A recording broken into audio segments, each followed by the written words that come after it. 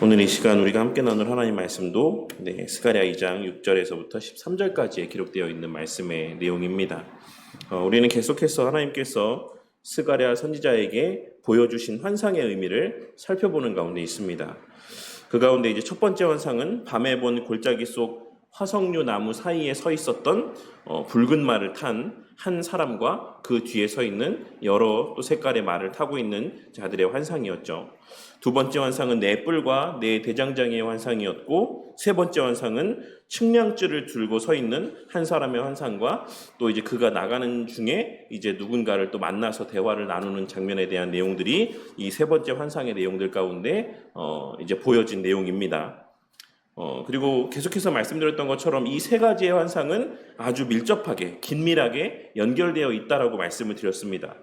첫 번째 환상은 이스라엘의 대적들을 향한 심판과 이스라엘의 회복에 대한 환상이고, 그리고 두 번째, 세 번째 환상은 그 일의 성취와 관계된 환상이라고 말씀을 드렸습니다. 우리는 지난 시간에 세 번째 환상의 내용 중에 앞부분의 내용을 함께 살펴보았습니다.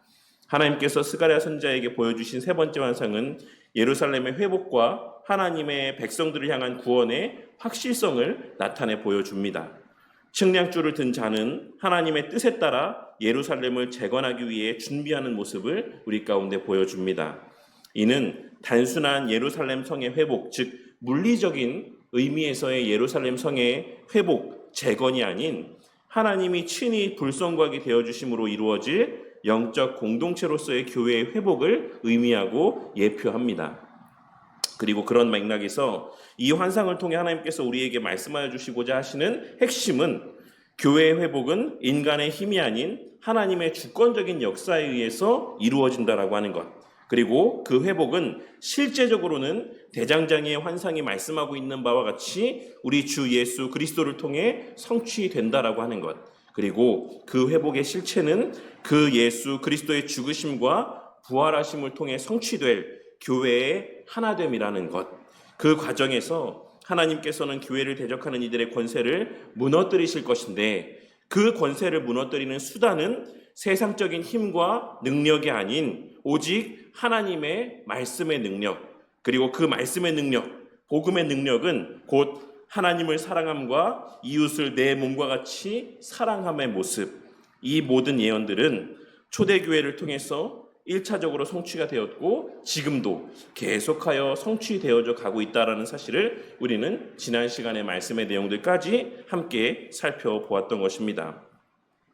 이 모든 일들은 실제로는 그의 몸된 교회를 통해 성취되어져 가고 있는 것인데, 하나님께서는 자신의 백성들 가운데 그 교회 가운데 친히 내주하심으로 당신의 백성들이 교회가 되게 하시고 그 안에서 그들과 함께 하시며 또한 그들을 통해 스스로 영광을 받으시며 더 나아가 그 백성들로 하여금 그 영광을 체험케 하신다라는 사실을 우리는 또한 지난 시간의 말씀의 내용을 통해 함께 살펴보았던 것입니다.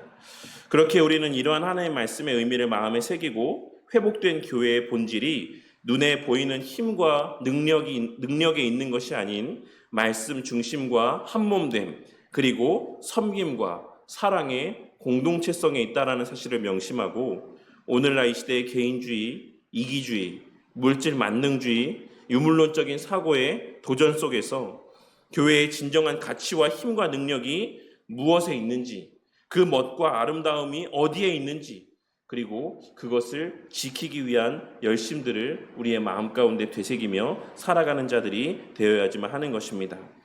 왜냐하면 하나님께서 우리에게 명하신 그 교회의 아름다움과 그 가치의 보존과 계승이라고 하는 것은, 즉 진리의 말씀, 복음의 아름다움과 그 가치의 보존과 계승에 대한 명령은 단순히 우리만을 위해 허락하신 은혜가 아닌 아직도 여전히 포로지에 머물러 있는 자들을 위한 은혜이기도 하기 때문입니다.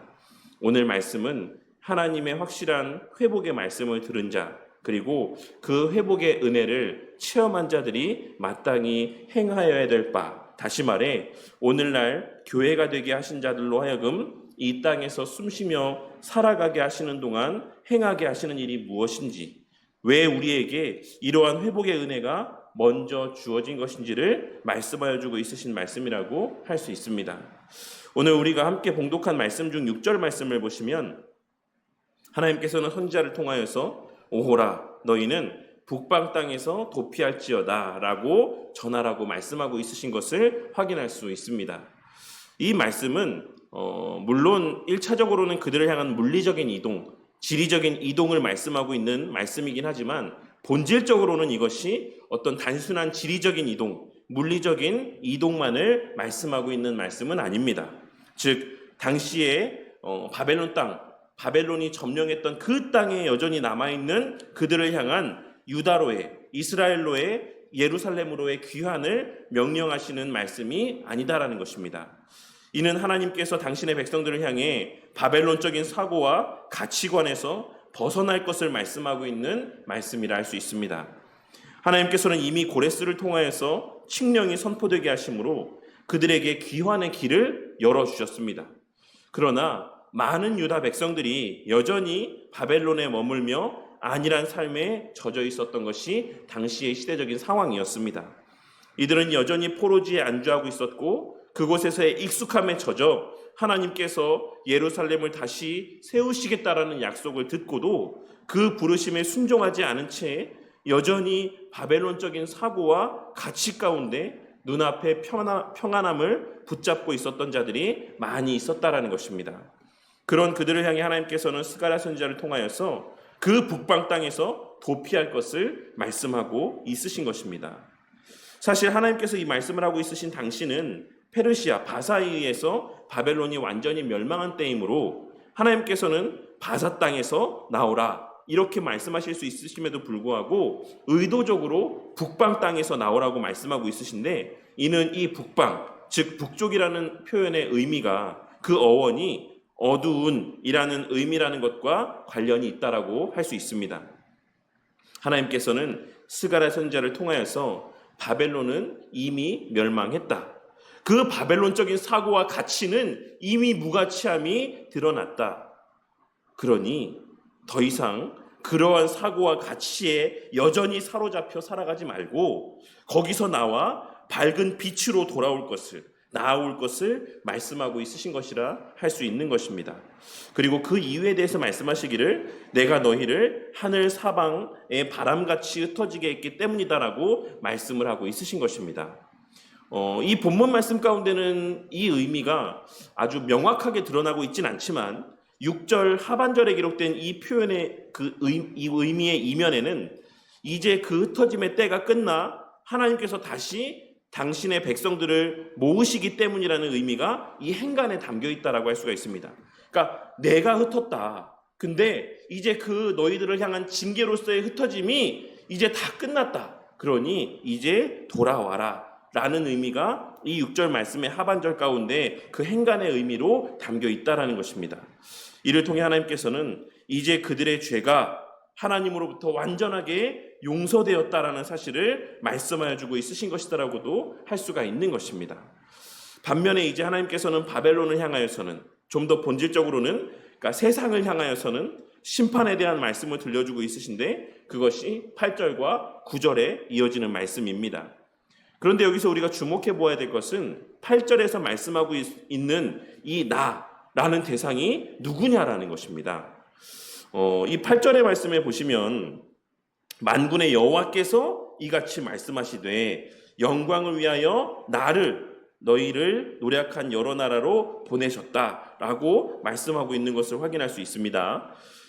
여러 가지 이 의미에 대해서 설명할 수 있겠지만 여기서 말씀하고 있는 나는 궁극적으로는 성자 예수님을 의미합니다. 그런데 이 말씀의 1차적인 성취의 관점에서 보자면 이는 세상에 보낸 나는 1차적인 의미, 당시의 의미에서는 누구를 의미하겠습니까? 고레스 왕을 의미한다라고 할 수가 있습니다. 이는 고레스 왕이 예수님이라는 것이 아니라 이 고레스 왕이 예수님께서 행하실 일에 예표적인 의미를 지니고 있는 그런 대상이라고 할 수가 있고 이 고레스라는 인물을 통해서 하나님께서는 오늘 말씀에서의 이 말씀을 성취하셨다라는 사실을 우리는 이 역사의 내용을 통해서 확인할 수가 있는 것입니다. 그러니 고레스 왕의 바벨론 정복이라고 하는 것은 하나님의 섭리 안에서 당신의 백성들을 구원하시기 위해 하나님께서 보내신 일이다 라고 하는 사실을 말씀하여 주고 있는 것입니다. 그리고 이는 궁극적으로는 예수님을 통해 성취가 되었다라고 할 수 있습니다. 하나님께서는 8절에 기록된 말씀을 통해 당신이 당신의 백성들을 얼마나 귀하게 여기시는지를 분명하게 말씀하여 주고 있습니다. 본문 말씀에서의 눈동자라는 것은 단순히 우리의 신체 기관 가운데 눈이라고 하는 하나의 기관을 말씀하고 있는 것이 아닌 당시에 일반적으로 또 보편적으로 신체의 가장 귀한 부분으로 여겨지는 그 대상을 말씀하고 있는 것으로 하나님께서 당신의 백성들을 그 신체의 기관 가운데 가장 중요한 곳으로 여기는 그런 눈동자와 같이 그렇게 귀하게 여긴다라는 사실을 말씀하고 있는 것이다라고 할 수 있습니다. 하나님께서는 이를 통하여서 당신의 백성들을 향한 핍박과 조롱과 멸시와 같은 모습들을 하나님 자신이 얼마나 악하게 보시고 또한 심각하게 여기시는지를 말씀하여 주고 있는 것입니다. 여기서 잠깐 생각해 보자면 우리가 물론 우리 성도님들은 안 그러시지만 주의 몸된 교회에 대해서 우리가 이러쿵 저러쿵 이야기를 꺼낼 때가 많습니다. 그런데 이러한 모습들이 하나님이 보시기에 얼마나 심각한 모습으로 여겨지는지에 대하여서 우리는 하나님의 당신의 백성들을 향한 이러한 표현들을 통해서 우리는 다시 한번 생각해 볼 수 있어야지만 될 것이다라고 생각합니다. 이후에 하나님께서는 이스라엘 백성들을 향해 기뻐할 것을 말씀하고 있으신데 그 이유에 대해서 말씀하시기를 여호와 하나님 만군의 여호와께서 그들 가운데 머물 것이기 때문이라고 말씀하고 있습니다. 이 이후의 예언의 말씀은 1차적으로는 부분적으로 예루살렘 성전의 재건을 통해 성취가 되긴 했지만 사실 본질적으로 또 궁극적으로 이 예언은 성전의 실체이신 예수님의 성육신과 십자가에서의 최종적인 승리를 통해 성취되었다라는 사실을 우리는 기록된 말씀을 통해 그리고 그동안 여러 차례 들었던 말씀을 통해 잘 알고 있는 것입니다. 그렇다면 오늘의 이 말씀이 우리에게 주는 교훈은 무엇입니까? 요한 사도는 요한복음 1장 14절에 기록된 말씀을 통하여서 오늘 이 환상의 성취를 분명하게 말씀하여 주었습니다. 말씀이 육신이 되어 우리 가운데 거하심에 우리가 그의 영광을 보니. 예루살렘 성전에 거하시던 하나님이 이제는 예수 그리스도의 몸을 통해 우리 가운데 임하셨다라는 사실을 하나님께서는 요한 사도를 통해 분명하게 말씀하여 주신 것입니다.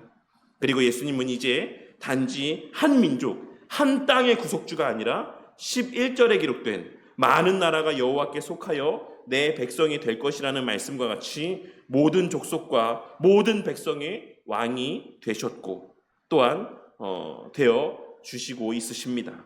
하나님께서는 오늘 이 말씀에서의 예언을 금으로 입힌 성전 건물을 통해서가 아닌 성령으로 거듭나게 하신 하나님의 백성들의 공동체, 즉 그리스도의 몸된 교회를 통해 성취하셨고 이제 그 공동체 가운데 친히 거하심으로 스스로 영광을 받으시고 그 안에 속한 당신의 백성들로 하여금 모두가 다 그리스도와 같이 되게 하심으로, 다시 말해 예수님께서 하나님을 사랑하고 또한 당신의 백성들을 자신같이 사랑하신 것처럼 그에게 속하게 하신 자들을 자신과 같이, 즉 하나님을 사랑하고 형제와 이웃을 자신같이 사랑하게 하심을 통해, 이를 신학적인 용어로는 성화되어져 가게 하심을 통해 그 안에서 참된 기쁨과 만족을 누리고 만끽하게 하여 주고 있으신 것입니다. 그리고 이것이 바로 교회, 즉 예수 그리스도의 몸된 교회의 정체성이자 교회의 능력과 아름다움의 실체라고 할 수 있는 것입니다. 오늘 말씀을 통해 이 사실을 깨닫고 첫째로 이러한 교회의 진정한 아름다움과 능력의 실체를 온 세상 가운데 밝히 드러내는 우리 바른교회 공동체가 되기를 바라며 기도하고 애쓰는 저와 우리 모두가 되기를 바랍니다. 늘 말씀드리지만 우리 교회가 단순히 외적으로 성장하고 재정적으로 부유한 교회가 되기만을 기도하기보다 진정으로 예수님께서 우리 안에 거하시는 교회, 그리고 예수님과 같은 자들이 되어가는 우리의 예수님의 하나님의 형상으로의 회복되었음이 점점 더 드러나고 증거되어져 가는 그러한 교회가 되기를 위해 기도하고 그러한 자들이 되기를 위해 애쓰는 저와 우리 모두가 되기를 바란다는 것입니다. 왜냐하면 그러한 자들이 모인 교회 공동체 안에서만 우리는 우리 예수님을 실제로 누리고 만끽할 수 있기 때문이며, 그러한 기쁨만이 세상 그 어디에서도 맛볼 수 없는 참된 기쁨이기 때문입니다. 서로가 서로를 내 몸과 같이 여기는 교회, 누구도 자신의 것을 자신의 것으로 여기지 아니하고 다른 이들을 섬기기 위한 수단, 다른 이들과 함께 나누기 위한 수단으로 여기는 교회, 그러한 교회 안에서 누리는 교제의 기쁨이야말로 세상 그 어디에서도 누릴 수 없는 참된 천국의 기쁨이자 하나님 나라에서의 극치의 기쁨인 것을 깨닫게 되는 은혜가 있으시기를 바랍니다. 그리고 둘째로, 우리의 그 모든 삶은 아직 북방 땅에 남아있는 하나님의 택하신 자들을 구원하기 위한 수단이 되기도 한다라는 사실을 기억하고, 또한 사명감으로 그러한 삶을 살기 위해 애쓰는 저와 우리 모두가 되기를 바랍니다. 이와 같은 삶이 물론 나 자신, 우리 공동체에도 유익이 되는 삶이기는 하지만 뿐만 아니라 복음의 빚진 자로서 우리에게 맡겨진 사명이기도 함을 깨닫고, 책임감과 사명감 가운데 이러한 삶을 살기 위해 애쓰는 저와 우리 모두가 되기를 바란다는 것입니다. 때로는 이와 같은 공동체적인 삶이 내 것을 내 것으로 여기지 아니하고 모든 것을 서로 나누며 서로를 섬기는 삶의 모습이라고 하는 것이 당장 나에게 유익이 되지 않는 것 같고, 그러한 삶의 기쁨을 우리가 당장 누리고 만끽하지 못할 수도 있습니다. 하지만 그렇다라고 할지라도 오늘 말씀에서와 같이 그리스도인의 그러한 공동체적 한몸된 삶이라고 하는 것은 하나님의 명령이자 예수님의 본이고 또한 우리의 사명이기도 하다라는 사실을 깨닫고, 억지로라도 우리의 의지를 돌이켜 이러한 삶을 살기 위해 애쓰는 자들이 되기를 바란다는 것입니다. 왜냐하면 우리의 그러한 삶을 통해 우리 모두는 끝내 하나님의 약속하신 모든 은혜와 유익을 받아 누리게 될 뿐만 아니라 하나님의 택하신 자들 또한 우리의 그러한 선한 행실을 보고 우리의 그와 같은 하나님 나라 백성으로서의 숨겨지지 아니하는 거룩한 삶의 모습을 보고 그 빛 가운데 그리스도께로 나아올 수 있게 되는 것이기 때문입니다. 하지만 셋째로, 무엇보다 오늘 말씀에서와 같이 하나님의 말씀하신 모든 것들은 하나님께서 친히 이루어 가시는 것이고 또한 우리 예수님을 통해 이미 성취된 일이다라는 사실을 기억하고 늘 주의 도우심의 은혜를 구하며 나아가는 저와 우리 모두가 되기를 바랍니다. 예수님께서는 우리에게 이러한 삶을 살 수 있게 하시기 위해 우리를 이 땅에 홀로 두지 아니하시고 교회라는 공동체를 우리에게 허락해 주셨습니다. 저나 우리 성도님들이나 우리는 절대로 홀로 이러한 예수님을 증거하는 회복된 형상을 드러내는 삶을 살아갈 수 없습니다. 사단이 우리를 그렇게 내버려 두지 않습니다. 그렇기에 예수님께서는 이 땅에 예수님의 몸된 교회를 세우시고 그 교회 공동체 안에서 늘 말씀과 이 교회 공동체를 중심으로 함께 서로를 위해 기도하고 서로가 서로의 본이 되어주며 그리고 서로가 서로의 선한 도전이 되어주며 함께 그 생명의 길, 성화의 길을 걸어갈 수 있게 해주신 것입니다. 그리고 그러한 측면에서 교회는 우리 삶의 궁극의 목적일 뿐만 아니라 성도의 구원의 여정에서의 궁극의 수단이 되기도 하는 것입니다.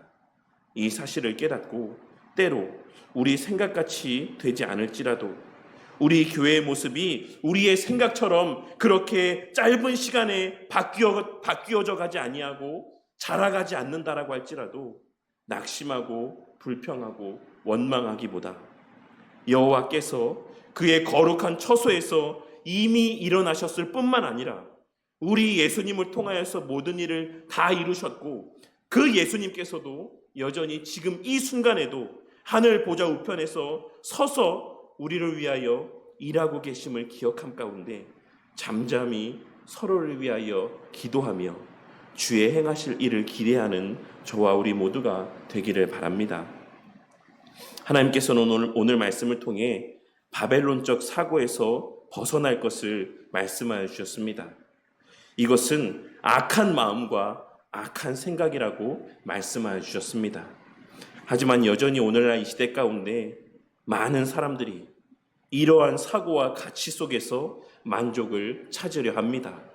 심지어 성도들과 목사들까지도 이 바벨론적인 사고에 젖어 세상적인 수단과 세상적인 힘과 세상적인 조건들이 교회를 세우고 교회를 자라가게 하는 것이다라는 착각 가운데 살아가는 모습을 보게 될 때가 있는 것입니다. 그리고 그 안에 속한 성도들 또한 일단 나부터 잘 살고 보자, 나부터 세상적으로 부유하고 넉넉한 삶을 사는 데 집중하자, 그것이 우리의 삶에 더 우선된 가치이다 라고 하는 헛되고 악한 사고에 사로잡혀 교회 공동체보다, 복음의 말씀보다, 우리 주 예수 그리스도보다 자신의 개인의 만족을 더 우선하며 살아가는 모습을 보게 될 때가 있는 것입니다.